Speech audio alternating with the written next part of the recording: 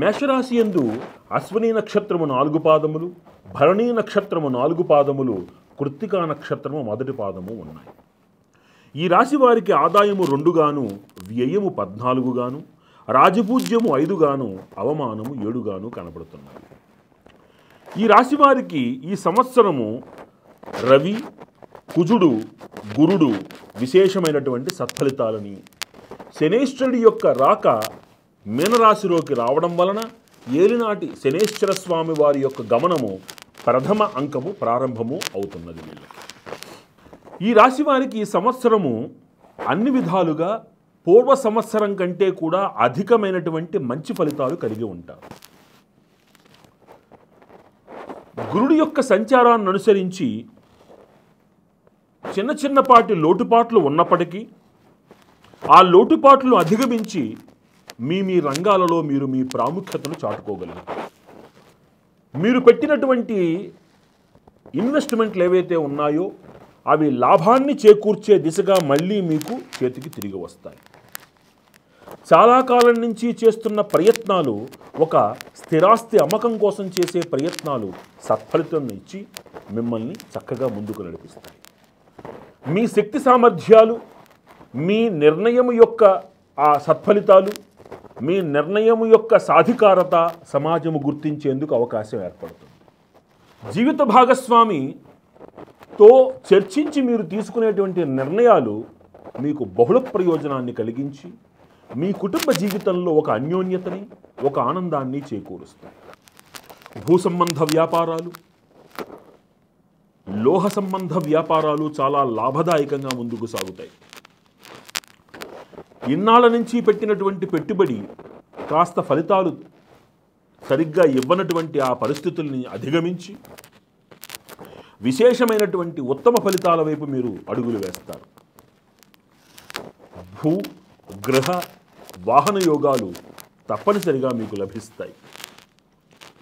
ఉద్యోగులకి చాలా యోగ్యవంతమైనటువంటి మంచి సమయం.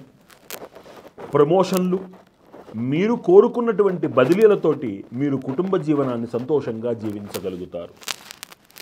పెద్దవారికి పిల్లల మూలకంగా అత్యున్నతమైనటువంటి అతి ఉత్తమమైనటువంటి గుర్తింపు లభిస్తుంది.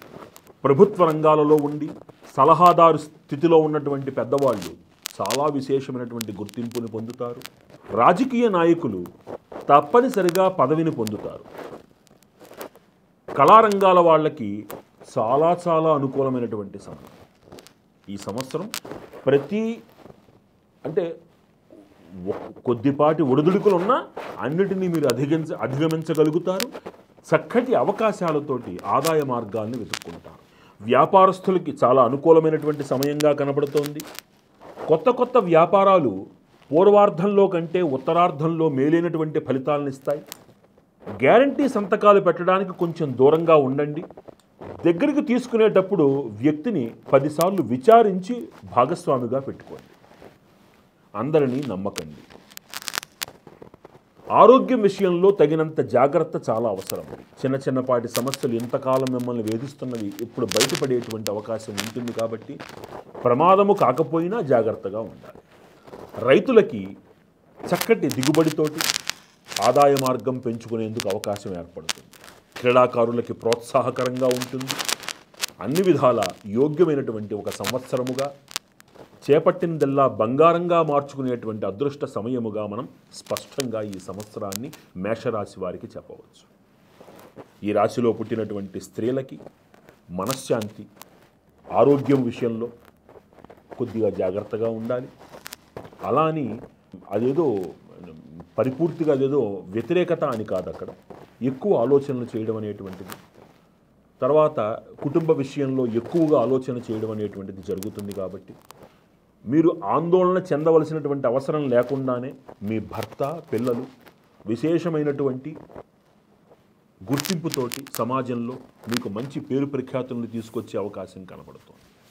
స్త్రీలకి విశేషమైనటువంటి ఆభరణాల కొనుగోలు సూచిక, వారి పేరు మీద చక్కటి స్థిరాస్తి లాభము, అంతేకాక మీ కుటుంబం అంతా కలిసి చక్కటి తీర్థయాత్ర పుణ్యక్షేత్ర దర్శనంతో ఈ సంవత్సరము మీరు పెట్టేటువంటి ప్రతి ఖర్చు కూడా మీ కుటుంబ వృద్ధికి తోడ్పడేటువంటి పుణ్య వ్యయముగానే కనబడుతుంది.